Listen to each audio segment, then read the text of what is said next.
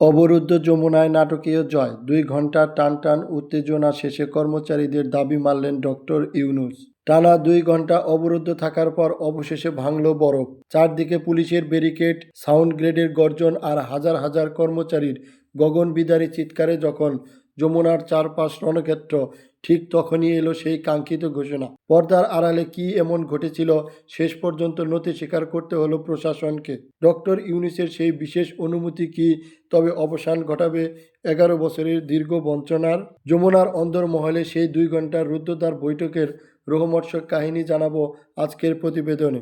কল্পনা করুন, একদিকে রাজপথে রক্তাক্ত আন্দোলন আর অন্যদিকে বন্ধ দরজার ওপাশে চলছে লাখ লাখ মানুষের ভাগ্য নির্ধারণের লড়াই। প্রধান উপদেষ্টার বাসভবন যমুনার সামনে আজ যে দৃশ্য দেখা গেল তা বাংলাদেশের ইতিহাসে এক বিরল অধ্যায়। 11 থেকে 20 গ্রেডের কর্মচারীরা যখন ব্যারিকেড ভেঙে ভেতরে প্রবেশের চেষ্টা করছিলেন, তখন পরিস্থিতি সামলাতে হিমশিম খেতে হয় নিরাপত্তা বাহিনীকে। সাউন্ড গ্রেনেড আর লাঠিচার্জের মুখেও যখন আন্দোলনকারীরা এক চুল পিছু হটেনি, তখন চারদিকে এক ভয়াবহ উত্তেজনা ছড়িয়ে পড়ে। দীর্ঘ 2 ঘণ্টা ধরে কার্যত অবরুদ্ধ অবস্থায় থাকার পর কর্মচারীদের প্রতিনিধিদের সাথে জরুরি বৈঠকে বসেন প্রধান উপদেষ্টা ডক্টর মোহাম্মদ ইউনূস। সেই বৈঠকেই উঠে আসে সাধারণ মানুষের জীবন মরণের আর্তনাদ।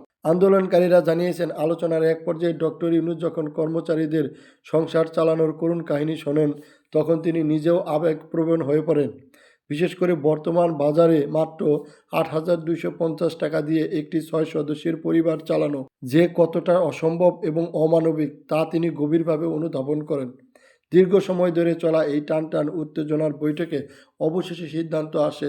ডক্টর ইউনূস স্পষ্ট জানিয়ে দেন, সাধারণ মানুষের পেটে ক্ষুধা রেখে দেশ সংস্কার সম্ভব নয়।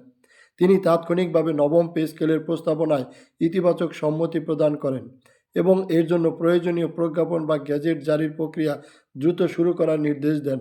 এই খবরটি যমুনার গেটের বাইরে আসা মাত্রই সেখানে এক আবেগঘন পরিবেশের সৃষ্টি হয়। শত শত কর্মচারী খুশিতে একে অপরকে জড়িয়ে ধরেন, কেউ আবার পরম করুণাময়ের কাছে শুকরিয়া জানিয়ে সিজদায় লুটিয়ে পড়েন। এটি কেবল বেতনের লড়াই ছিল না, এটি ছিল সম্মানের সাথে বেঁচে থাকার অধিকার আদায়ের লড়াই। এখন প্রশ্ন উঠছে, এই ঐতিহাসিক ঘোষণার পর সাধারণ কর্মচারীরা কতটা স্বস্তি পাবেন? নতুন এই পে স্কেল কার্যকর হলে নিম্ন আয়ের সরকারি চাকরিজীবীদের জীবনযাত্রার মান আমূল বদলে যাবে। দ্রব্যমূল্যের ঊর্ধ্বগতির সাথে তাল মেলাতে হিমশিম খাওয়া এই বিশাল জনগোষ্ঠীর মুখে এখন প্রশান্তির হাসি। দ্রব্যমূল্যের ঊর্ধ্বগতির সাথে তাল মেলাতে হিমশিম খাওয়া এই বিশাল জনগোষ্ঠীর মুখে এখন প্রশান্তির হাসি। যমুনার সামনে থেকে আমাদের প্রতিনিধিরা জানাচ্ছেন, কর্মচারীরা এই জয়কে তাদের দ্বিতীয় স্বাধীনতা এবং অধিকার আদায়ের মহাকাব্য হিসেবে দেখছেন। অন্তর্বর্তীকালীন সরকারের পক্ষ থেকে এমন সময়োচিত সিদ্ধান্ত আন্দোলনকারীদের শান্ত করেছে এবং রাজপথে ফিরে এসেছে স্বাভাবিকতা। এখন সবার নজর সেই কাঙ্ক্ষিত প্রজ্ঞাপনের দিকে, যা বাস্তবায়ন হলে অবসান ঘটবে দীর্ঘ 1 দশকের বঞ্চনার।